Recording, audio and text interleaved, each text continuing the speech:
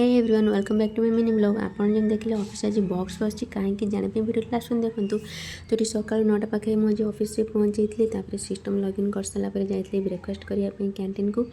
Canteen रे चाह coffee option था मुझे कॉफी नहीं घर नहीं आसती पोहा तो ताकू खाई सारापर पुणी काम कर काम करूँ करूँ लंच टाइम भी होता। लंच रे जाइए भात डाली मटर पनीर रुटी आ नली तो ताकू खाई सारापर जेहेतु नेक्स्ट डे आमर थी अगस्ट 15 तो सेलिब्रेशन में प्रिपेरेसन चली होता। एचआर मैंने पढ़ुते कौन बलून्स वगैरह एमती लगे किसी एमती आम ऑफिस लुक आपण ऑफिस एमती सेलिब्रेशन हुए कमेंट निहाती जनइबे।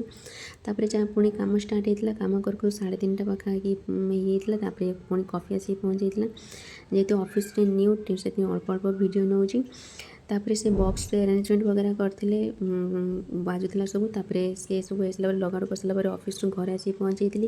तापर झील सहित खेल खेल पापा भी आसी सी सहित खेलते तर मुझे रात डिनर प्रिपरेसन में मोर करदे रुटी सी चिकेन नहीं आसले चिकेन रांधले बाड़ी नहीं आसले आम समस्त खाऊलु जमी खाया बस जमी कैमेरा ऑन कर झीर मस्तान देखो सी भी आसला कैमेरा सामने को एमती बदमाशी कर देखुची।